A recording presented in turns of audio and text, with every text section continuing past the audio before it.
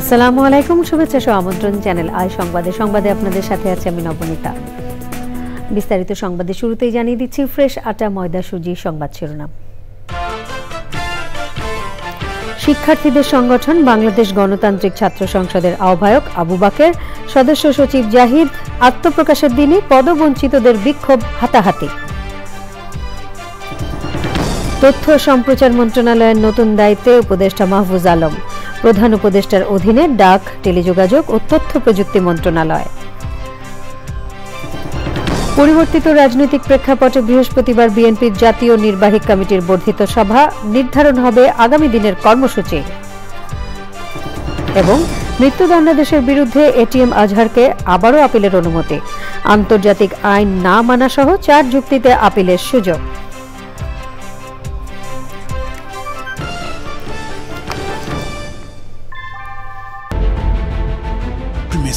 Inbuilt German technology, Bangladesh's first thermix rod, Salam Steel Thermax.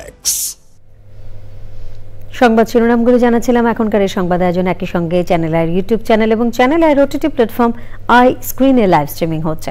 যাচ্ছি পুরো সংবাদে। জুলাই অভ্যুত্থানের শক্তি থেকে আত্মপ্রকাশ করল নতুন ছাত্র সংগঠন বাংলাদেশ গণতান্ত্রিক ছাত্র সংসদ। ঢাকা বিশ্ববিদ্যালয়ের শিক্ষার্থী আবু বাকের মজুমদারকে আহ্বায়ক করে কেন্দ্রীয় কমিটি এবং আব্দুল কাদেরকে আহ্বায়ক করে ঢাকা বিশ্ববিদ্যালয় কমিটি ঘোষণা করা হয়েছে। বিকেলে মধুর ক্যান্টিনে নতুন সংগঠনের আত্মপ্রকাশ ঘটে। তবে নাম ঘোষণার আগে ও পরে পদবঞ্চিত হওয়ার অভিযোগে বিক্ষোভ হাতাহাতিতে জড়িয়ে পড়ে বেসরকারি বিশ্ববিদ্যালয়ের শিক্ষার্থীরা। লালা নসীন জানাচ্ছেন। শিক্ষা ঐক্য মুক্তি মুক্তি স্লোগানে আত্মপ্রকাশ করল জুলাই গণ অভ্যুত্থানের শক্তিকে কেন্দ্র করে নতুন ছাত্র সংগঠন বাংলাদেশ গণতান্ত্রিক ছাত্র সংসদ। পূর্ব ঘোষণার 2 ঘণ্টা পর বিকাল 5টায় নতুন ছাত্র সংগঠনের নাম ঘোষণা করেন আহ্বায়ক আবু বাকের মজুমদার। ঢাকা বিশ্ববিদ্যালয়ের শিক্ষার্থী জাহিদ আহসানকে সদস্য সচিব, তাহমিদ আল মুদাসসির চৌধুরীকে মুখ্য সংগঠক ও আশরাফা খাতুনকে মুখপাত্র করে কমিটির সদস্যদের নাম ঘোষণা করা হয়। এমন একটি রাজনৈতিক বন্দোবস্ত দরকার, যে রাজনৈতিক বন্দোবস্তের মাধ্যমে বাংলাদেশের মুক্তিগামী জনতার, বাংলাদেশের মুক্তিগামী ছাত্রদের স্বার্থ হাসিল হবে। বাংলাদেশ ফার্স্ট, ডিসিপ্লিন ফার্স্ট স্লোগানকে সামনে রেখে আমরা জুলাই অভ্যুত্থানের শক্তি থেকে একটি নতুন এবং ইউনিক ছাত্রদের পক্ষে ছাত্র সংগঠন ঘোষণা দিতে যাচ্ছি। কেন্দ্রীয় কমিটিতে বেসরকারি বিশ্ববিদ্যালয়ের শিক্ষার্থীদের না রাখায় মধুর ক্যান্টিনের সামনে দফায় দফায় বিক্ষোভ করেন তারা। এক পর্যায়ে বিশৃঙ্খল পরিস্থিতিতে নতুন কমিটির নাম ঘোষণা করে স্থান ত্যাগ করেন নতুন ছাত্র সংগঠনের নেতারা। ঢাকা বিশ্ববিদ্যালয়ের শিক্ষার্থীরা সিন্ডিকেট করে বেসরকারি বিশ্ববিদ্যালয়ের শিক্ষার্থীদের কেন্দ্রীয় কমিটি থেকে বাদ দিয়েছে বলে অভিযোগ করেন বেসরকারি বিশ্ববিদ্যালয়ের শিক্ষার্থীরা। আন্দোলন চালাইছে প্রাইভেট মাদ্রাসা, স্কুল কলেজের বলাবান, এই ঢাবির বলাবান হল ছাইরা বাইছে সব। তারা আমাদের ধাক্কা মেরে বের করে দিচ্ছে, আমরা প্রাইভেট স্টুডেন্ট, আমাদের গায়ে হাত দিবে কেন? তবে আলোচনার মাধ্যমেই কেন্দ্রীয় কমিটি নির্ধারণ করা হয়েছে বলে জানিয়েছেন ছাত্র নেতারা।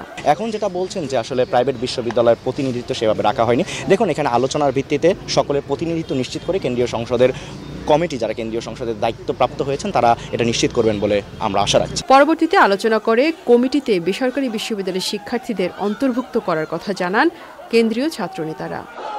লালা নওশিন, চ্যানেল আই, ঢাকা।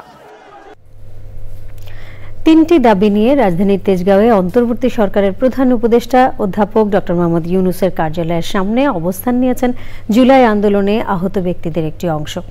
সেখানে আছেন এনামুল কবির রূপম। সরাসরি যাচ্ছি তার কাছে। রূপম, আপনি প্রধান উপদেষ্টার কার্যালয়ের সামনে অবস্থান করছেন এবং সেখানে আপনি এখন কি অবস্থা দেখছেন? নবনীতা, আমি দাঁড়িয়ে আছি প্রধান উপদেষ্টার কার্যালয়ের সামনের যে প্রধান প্রবেশ পথ, তার সামনে। জুলাই গণ অভ্যুত্থানে যারা আহত হয়েছিল, কেউ গুলিবিদ্ধ হয়েছিল, অন্যরা বিভিন্নভাবে আহত হয়ে এখনো চিকিৎসা নিচ্ছে, তাদের কয়েকজনের দাবি যে সবাইকে সমানভাবে চিকিৎসা দিতে হবে। চিকিৎসার জন্য যে 3টি ক্যাটাগরি করা হয়েছে সেটি রাখা যাবে না, সবাইকে সমানভাবে চিকিৎসা দেওয়াটা নিশ্চিত করতে হবে। এই দাবিতে তারা এর আগে শাহবাগে অবরোধ করেছিল, এই দাবিতে তারা আন্দোলন চালিয়ে আসছে। আজকে তাদের কর্মসূচি ছিল বিজয় সরণি থেকে প্রধান উপদেষ্টার কার্যালয় পর্যন্ত লং মার্চ। সেই লং মার্চ শেষ করে তারা বিকেল থেকে প্রধান উপদেষ্টার কার্যালয়ের প্রধান ফটকের সামনে বসে পড়েছে। এ কারণে যদিও প্রধান সড়কে যানবাহন চলাচলে কোনো সমস্যা হচ্ছে না, পুলিশ চারদিক ঘিরে রেখেছে, ডাকা হয়েছে বিজিবি এবং সেনাবাহিনী সদস্যদের। তবে পরিস্থিতি দেখে মনে হচ্ছে এর উত্তরণে কারো কোনো উদ্যোগ দেখা যাচ্ছে না। নবনীতা। রূপম, ধন্যবাদ আপনাকে। তথ্য সম্প্রচার উপদেষ্টার দায়িত্ব পেয়েছেন মাহফুজ আলম। তাকে নতুন এই দায়িত্ব দিয়ে প্রজ্ঞাপন জারি করা হয়েছে। মঙ্গলবার নাহিদ ইসলাম পদত্যাগ করায় এই দায়িত্ব পেলেন মাহফুজ আলম। এর আগে তিনি উপদেষ্টা পরিষদে থাকলেও কোনো মন্ত্রণালয়ের দায়িত্বে ছিলেন না। মন্ত্রিপরিষদ বিভাগের প্রজ্ঞাপনে আরও জানানো হয়েছে, ডাক, টেলিযোগাযোগ ও তথ্য প্রযুক্তি মন্ত্রণালয় প্রধান উপদেষ্টা ডক্টর মোহাম্মদ ইউনূসের অধীনে রয়েছে।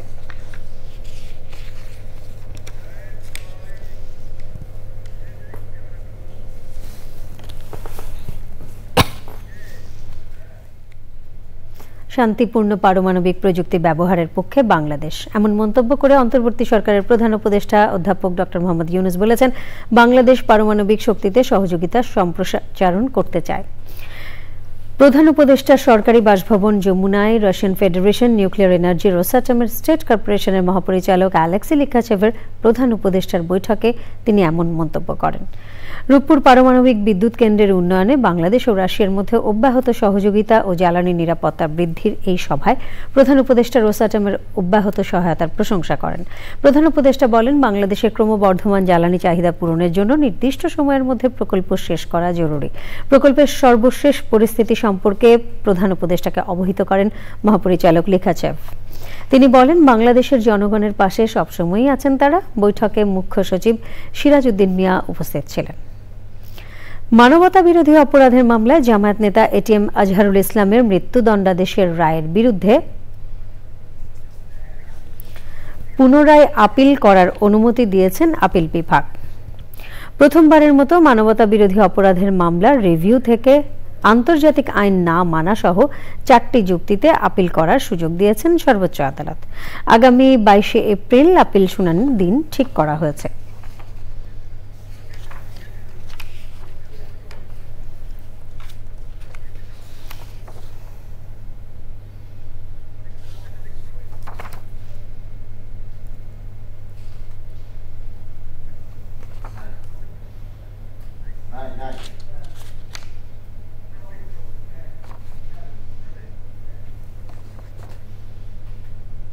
দেশের পরিবর্তিত রাজনৈতিক প্রেক্ষাপট এবং আন্দোলন সংগ্রামে আগামী দিনের কর্মসূচি নির্ধারণে বৃহস্পতিবার জাতীয় নির্বাহী কমিটির বর্ধিত সভার আয়োজন করেছে বিএনপি। এতে ভার্চুয়ালি সভাপতিত্ব করবেন বিএনপির ভারপ্রাপ্ত চেয়ারম্যান তারেক রহমান।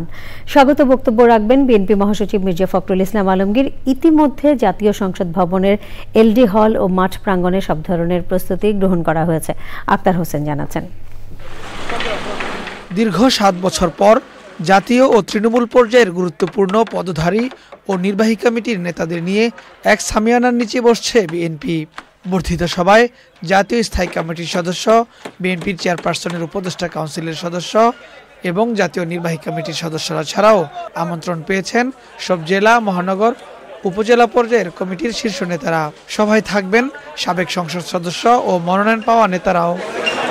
প্রায় 4000 নেতার এই সম্মেলনের জন্য ইতিমধ্যেই প্রস্তুত করা হয়েছে জাতীয় সংসদ ভবনের এলডি হল ও মাঠ।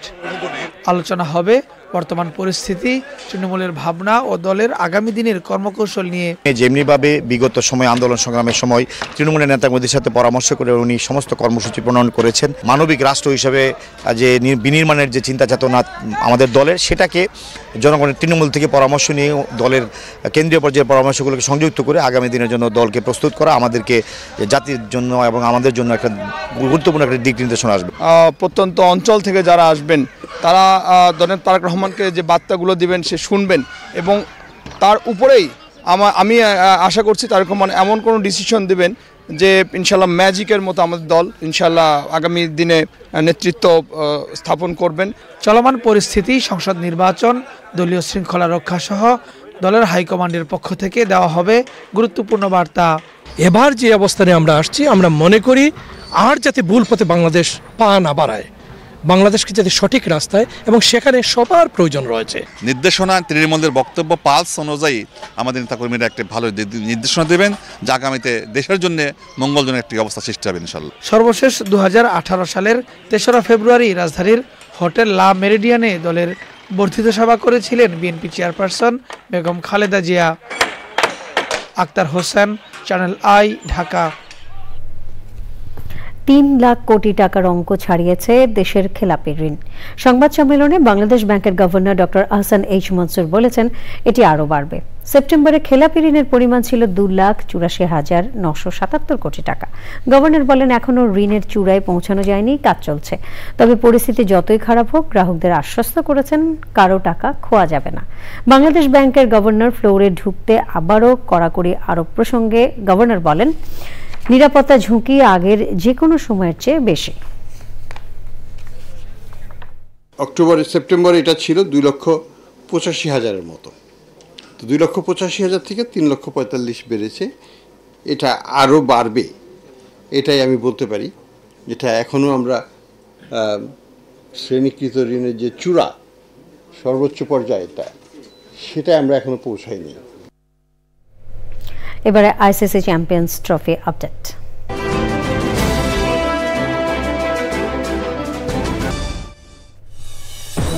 বিরতির পর আমন্ত্রণ আরও একবার।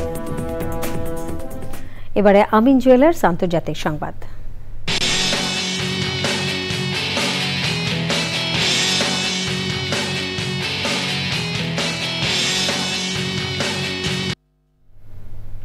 যুক্তরাষ্ট্রে স্থায়ীভাবে বসবাসের অনুমতি দেওয়ার ক্ষেত্রে নতুন এক পরিকল্পনা ঘোষণা করেছেন মার্কিন প্রেসিডেন্ট ডোনাল্ড ট্রাম্প।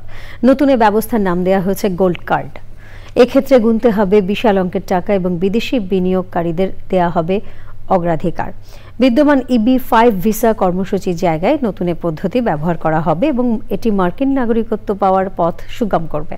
প্রতিটি গোল্ড কার্ডের মূল্য ধরা হয়েছে $50 লাখ, যা বাংলাদেশি মুদ্রায় 60 কোটি টাকারও বেশি। ট্রাম্প বলেন, এটি মার্কিন নাগরিকত্ব পাওয়ার একটি পথ হতে যাচ্ছে।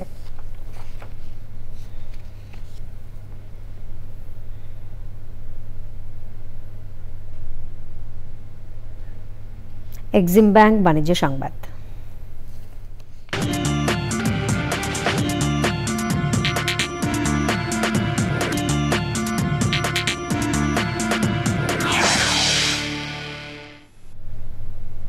শিক্ষার গুণগত মান নিশ্চিত করা এবং পাঠদানকে আনন্দময় করতে মাল্টিমিডিয়া ভিত্তিক পাঠদান নিশ্চিতে ডিজিটাল ডিসপ্লে প্রযুক্তি নিয়ে আসছে এলজি গ্লোবাল। এ উপলক্ষে রাজধানীর একটি হোটেলে অনুষ্ঠান হয়েছে।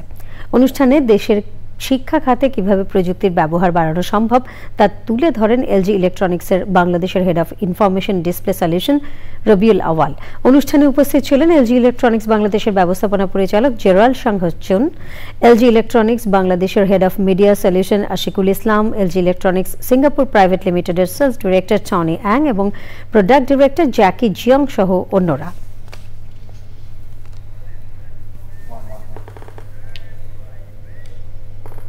সংবাদে আবারও নিয়ে নিচ্ছি বিরতি। আর বিরতির পর খেলার খবরে থাকছে